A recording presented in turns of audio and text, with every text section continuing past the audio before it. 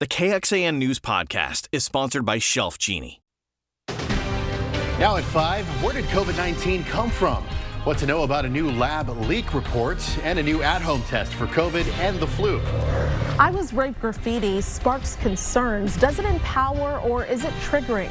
What those who support sexual assault survivors are saying tonight. Warm temperatures and very low humidity feel great this evening, but we have record heat in your first warning forecast.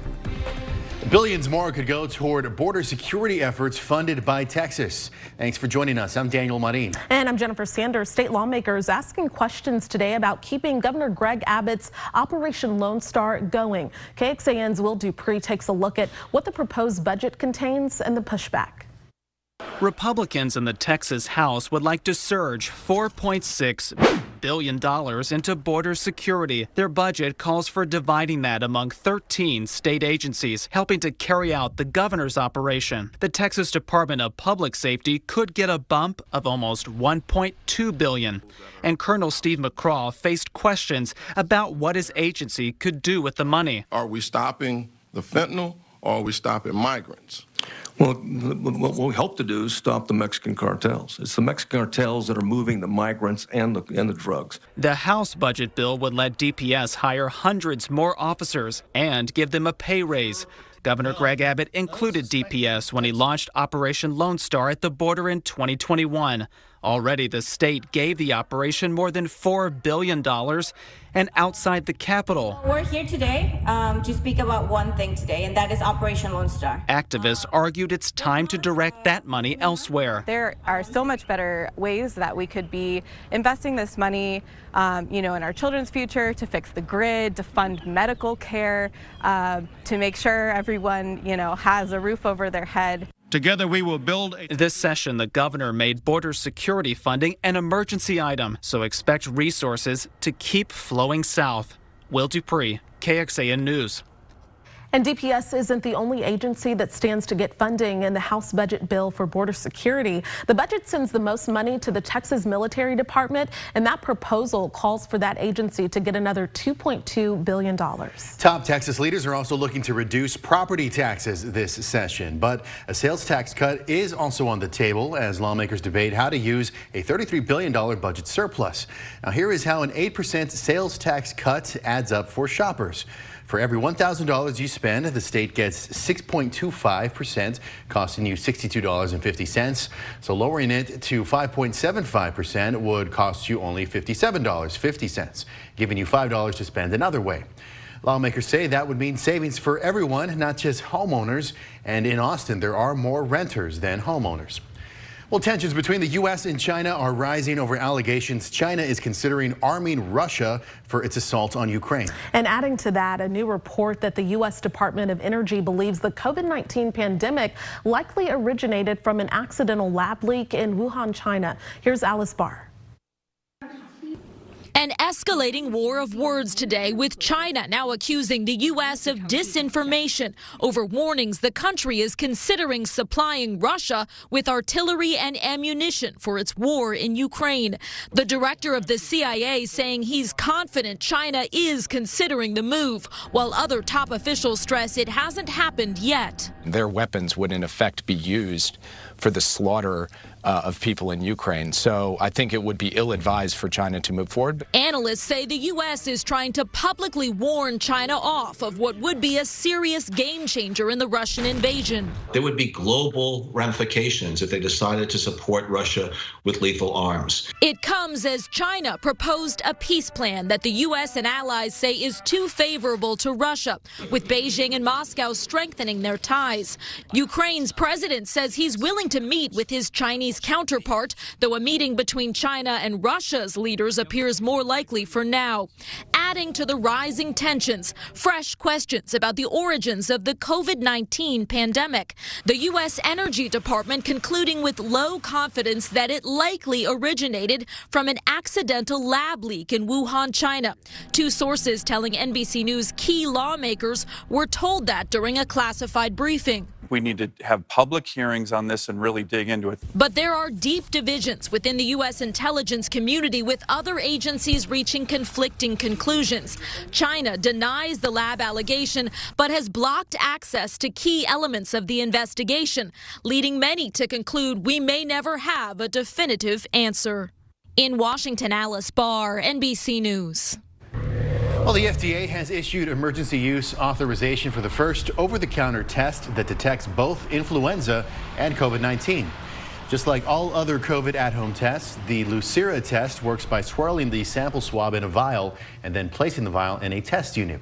In 30 minutes, the test displays the results, positive or negative, for influenza A, influenza B, and COVID-19. It's currently available in Canada, priced at about $70. The company has yet to announce a U.S. price tag or release date. First warning weather with Chief Meteorologist David Yeomans. Well, severe weather over the weekend left large areas of damage. This tornado hit Sublet, Kansas. Meanwhile, strong winds whipped North Texas. This video taken in Bushland, just west of Amarillo on I-40. And another storm pummeled central Oklahoma, all part of the same system, where as many as 9 potential tornadoes were reported. Homes and businesses in Shawnee took a direct hit, and the path of destruction stretched on for miles. In nearby Norman, Oklahoma, 12 people were treated at the hospital for storm-related injuries. The tornado actually came just within 1 mile of a National Weather Service headquarters called the Storm Prediction Center. They took their tornado precautions and sheltered for a short amount of time. Back here at home, we hardly got a sprinkle, and some gusty winds certainly from that storm clipping to our north. The west winds, though, behind that system really dried out the air and brought the warmth today. Clear skies on the Lorenz and Lorenz 360 cam in Westlake. 81 degrees there, 82 degrees downtown. Some folks in the mid-80s right now down in San Marcos, but it feels so pleasant instead of being muggy and sweaty. That's because of the low humidity that came behind that system. Humidity just is about as low as you ever see it here, 10 to 15%. Might be reaching for the lotion.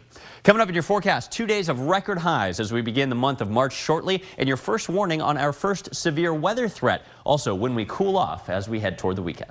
All right, David, thank you. It snarled traffic for several hours this morning in South Austin, but first responders say they could not locate a patient after a report of a train hitting a person near West Mary and South 7th.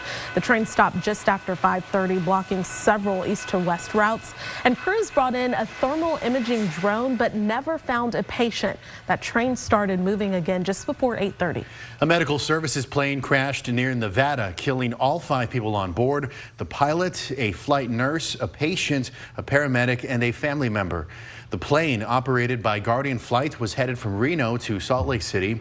It was in the air for about 14 minutes and had reached an altitude of just over 19,000 feet when radar noticed the plane dropping fast. The National Transportation Safety Board says the plane appears to have broken up mid-flight. They have a fleet of over 60 aircraft that they operate in various locations around the country. This will be the 4th event that the NTSB has investigated with Guardian Flight over the last several years. And the vice chairman of the NTSB says the plane did not have any flight data or cockpit voice recorders. It's something his agency would like the FAA to require on these types of planes. The distributor of the Dilbert comic strip says it will cut ties with creator Scott Adams over his racist comments. Andrews McNeil Universal also operates the popular Go Comics website, which scrubbed Dilbert from its site by this morning. Now, dozens of newspapers nationwide have said they will no longer run Dilbert, which started back in 1989. In a February episode of his YouTube show, Adams described people who are black as members of a hate group from which white people should get away. Well, have you seen it? A graffiti message about sexual assault is being scrawled all over Austin, and it appears to be striking a few nerves. And snatched right out of their heads, the new warning about noise-canceling headphones. And many of us would really like to see the price of beef drop. Some lawmakers have a plan, but we'll tell you why not everyone's on board. Well, police in New York City are asking people to turn off the noise-canceling feature on their AirPod Max headphones. That's because there's a team of thieves using mopeds to approach people wearing them and then stealing them right off of their heads. At least 21 people in New York City have fallen victim. The headphones, which cost over $500, cancel all noise so the victims don't hear the thieves as they approach.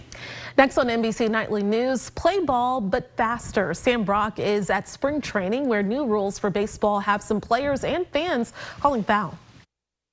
Major League Baseball this season putting a major emphasis on pace of play and a more dynamic product for fans. It starts with the bases. This is 2022. This is 2023. Look at the difference. The idea, more stolen bases, fewer injuries with this one. It's hardly the only change either. The pitch clock is what has everyone talking. In the outfield, you'll see a couple of them over there. 20 seconds is the amount of time between batters. The pitcher now also gets 15 seconds between pitches, or 20 if there's runners on base. But the point is, it's supposed to scoot the game along. There has, however, already been a bit of controversy over the weekend as these rules get put to the test. That story coming up on Nightly News. High temperatures again unusually warm today. 14 degrees above average in Austin, hitting 83. High temperatures out at Austin Bergstrom about the same, hitting 81. Your first warning forecast with the return of record high temperatures coming up. This KXAN News podcast is brought to you by Shelf Genie. I'm Rosie Newberry from KXAN Studio 512. Considering replacing your kitchen cabinets? Struggling to find or reach things? Go to shelfgenie.com/Austin. Shelf Genie designs custom pull-out shelves for your existing cabinets, adding convenience and value to the most used room in your home. Shelf Genie custom pull-out shelves, everything in reach. Disturbing graffiti is popping up all over Austin with the message sparking debate online. As KXAN's Matt Grant reports, it's raising questions and protests about the manner used to talk about sexual abuse. From bikes to bridges, the same message is being scrawled all over Austin. It's kind of horrifying to think that anybody thinks that's a message that's appropriate in any circumstance. We found in at least a half dozen places across the city graffiti in similar handwriting reading, "Even though I was raped, I am okay." I certainly support anyone expressing themselves in a nonviolent way. Here at Lady Bird Lake, we spot even more graffiti here along the trail on the banister and also here along the wall.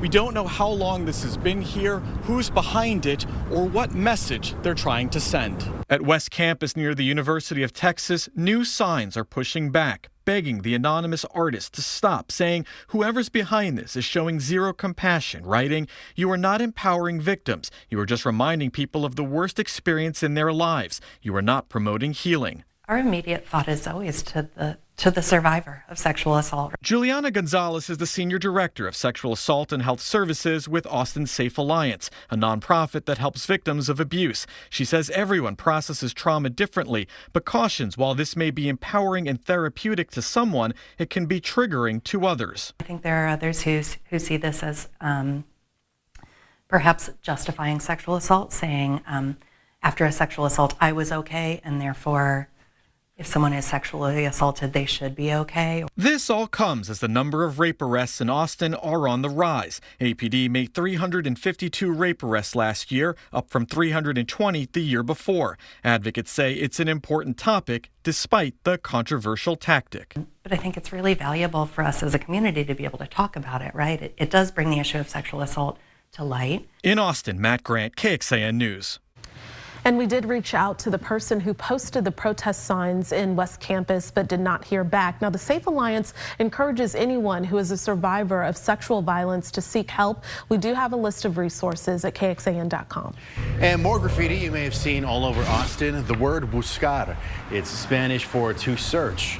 Now, in December, we spoke with the chair of the American Studies Department at UT Austin. He told us, quote, "It's pretty interesting because it's a moment where somebody unknown is trying to make themselves known. It's kind of a way ordinary people who feel invisible are making themselves temporarily visible." Now, we still don't know the full meaning of this graffiti or who's behind it. First warning weather with Chief Meteorologist David Yeomans. Well, 5:18 now on your Monday evening, and here we are almost approaching the end of meteorological winter. Comes at midnight tomorrow night. And by the way, this has been Austin's 13th warmest meteorological winter on record. That's a top 10 percentile warm winter.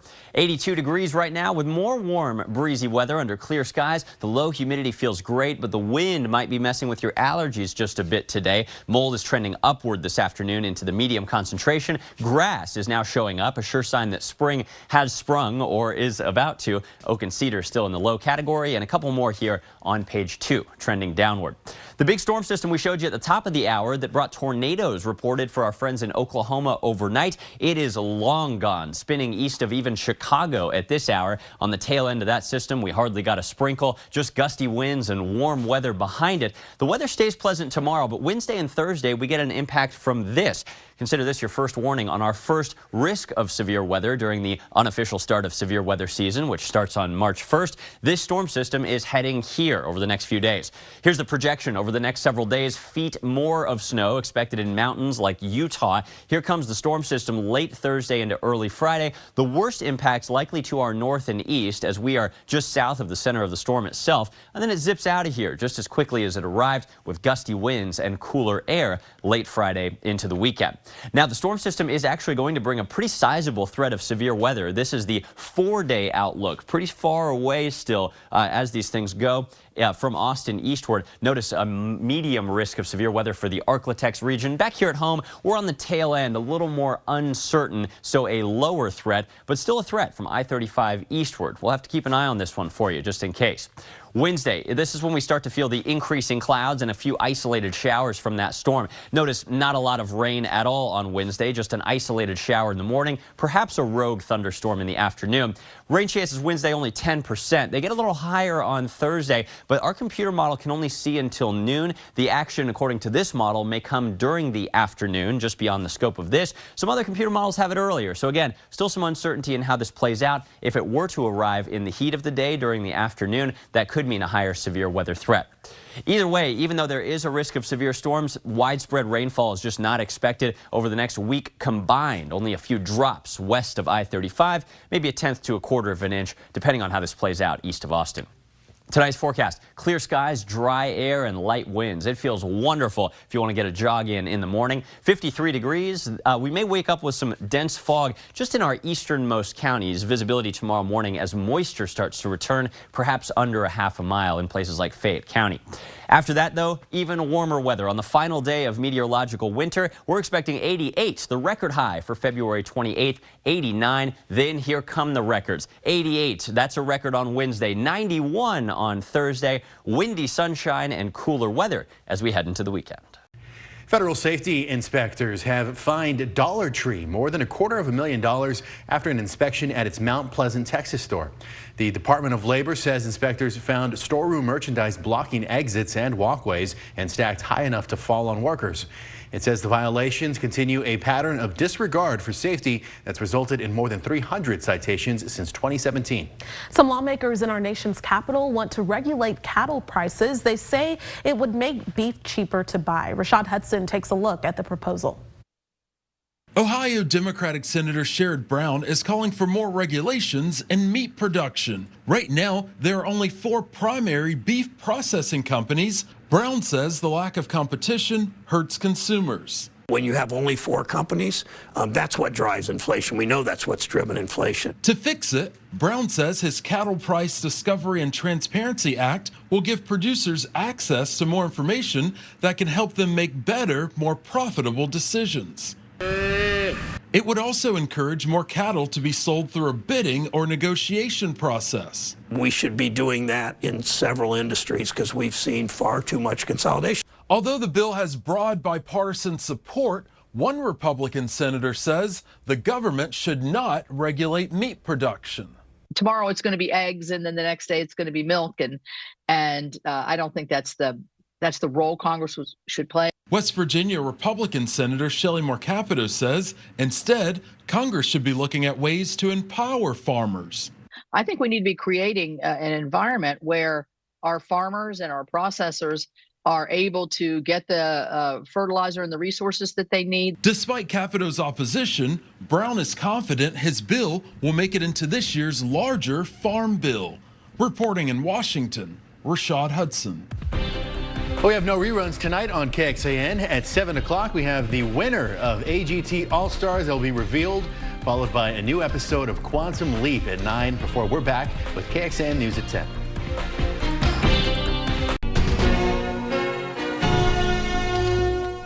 Thanks for listening to KXAN News Nightly. You can also listen to KXAN News Today every morning for more in-depth coverage of what matters most to you.